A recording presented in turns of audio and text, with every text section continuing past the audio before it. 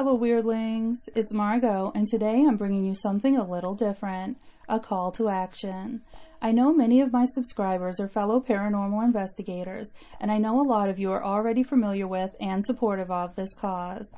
For those who don't know, Charles and Tina Mattingly, the owners of the infamously haunted Waverly Hills Sanatorium in Louisville, Kentucky, are fighting an unfair legal battle to keep their property, which was also their home until they were forcibly removed from it. In this video, I'm just going to read you a letter from their daughter, Christina Mattingly, and let you know exactly what you can do to help as a potential visitor, investigator, or interested member of the public. I'll also be uploading more stories from Waverly Hills history and sharing information from the Save Waverly Hills organization in future videos. The following are the words of Christina Mattingly, which should fill you in on most of what you need to know. If you are a paranormal investigator or enthusiast, Waverly Hills Sanatorium is most certainly a place that you are aware of. The massive 180,000 square foot structure in Louisville, Kentucky has been featured on virtually every paranormal television show and has been the subject of multiple documentary films and YouTube videos. Guests come from all over the world to experience the history, architecture, and paranormal happenings there. Waverly Hills Sanatorium is at or near the top of most paranormal investigators and teams' bucket lists for good reason. During the tuberculosis epidemic at the turn of the 20th century, thousands of people were sent to this state-of-the-art facility for treatment. Thousands died within the walls of the hospital. Many of those unfortunate souls remain there today. The building has undergone many changes in its nearly 100 years of existence, and there are many tragic stories attributed to that history. The building closed for good in 1981. For 20 years, WHS sat abandoned and fell victim to vandalism and theft. Then, in 2001, Charlie Mattingly purchased the building his father had once been a patient at. He made it his mission to restore and breathe life back into the place that had saved his father's life. Charlie and his wife, Tina Mattingly, soon discovered the paranormal activity within the walls of WHS. Word quickly spread about the amount and intensity of the activity there, and this once unknown location quickly rose to its place as one of the most haunted locations in the world. Tina and Charlie have worked tirelessly day and night for 20 years to clean up and restore the building, using funds they raised by hosting tours, investigations, events, and an annual haunted house there.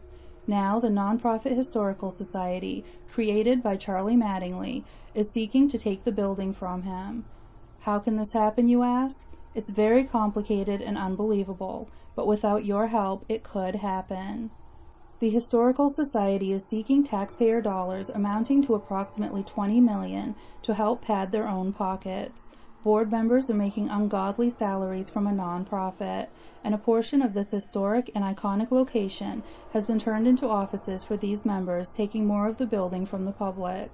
By taking more of the building from the public, they have increased costs and decreased investigation times. Charlie never sought taxpayer dollars. He never took payment for any of his time or work on the building. The restorations he had done were done as economically and efficiently as possible, given the money raised through public events. Now, not only is the arrogant and entitled Historical Society Board trying to use taxpayer dollars to pad their own pockets, they are suing Charlie for the work that he has done on the building, work that has kept the building standing for the public to enjoy over the past 20 years. Charlie is the rightful owner of the building. Tina and Charlie lived on the property in an apartment he had built. Tina was the executive director of the Historical Society. Originally, the board of directors was made up of individuals Tina and Charlie considered friends and people they could trust. Over time, the makeup of the board changed through attrition. A core clique of devious individuals soon gained a majority on the board. In 2020, with Tina and Charlie both facing severe medical issues, the board made their move. They voted to fire Tina as executive director and ordered them to pack their things and leave their home.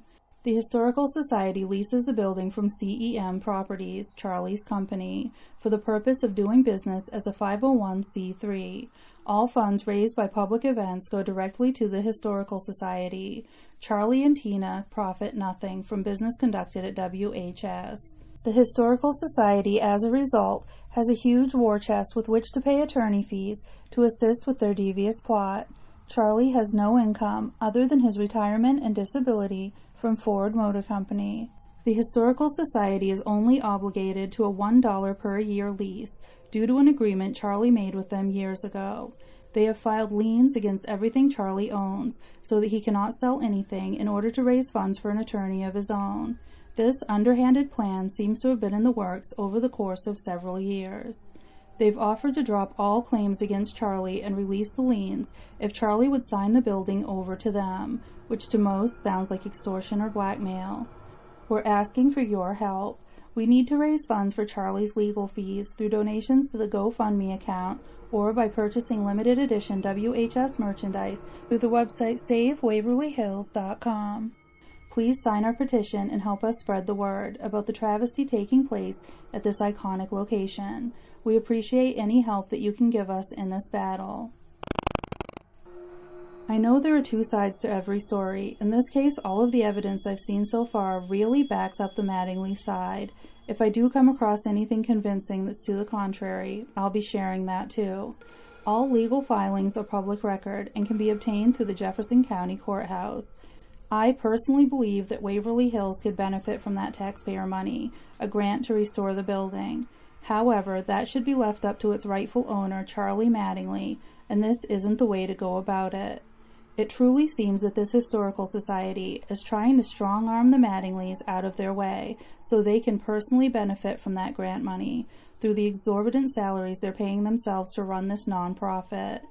I can say that I've never heard a negative word from any paranormal investigator about the Mattingleys over the years. They've always been very welcoming and accommodating towards visitors and investigators. But now I'm hearing from paranormal investigators that the Historical Society's staff at Waverly Hills have been rather rude to them. In a way, the paranormal community is somewhat small. For the most part, we share information and support each other. It's a community I've always been proud to be a member of, and I'm proud to see everyone coming together for this cause. That's what para-unity is really about. The Mattingleys are members of our community that need our help. As paranormal investigators or Waverly Hills visitors, one big thing you can do to help save Waverly Hills is to put off any investigations or tours until this lawsuit is settled. There's really no proof that the money taken in by the facility is even going into the building itself right now. I can talk more about that end of things in another video, but any money currently taken in by the Historical Society from Waverly Hills tours and investigations may even be paying the legal costs to remove the Mattingleys from what's rightfully theirs. Another thing you can do is send a quick message to any paranormal investigation TV shows you watch, urging them to put off filming at Waverly Hills as well. I know some of these investigators are already showing their support for the Mattingleys.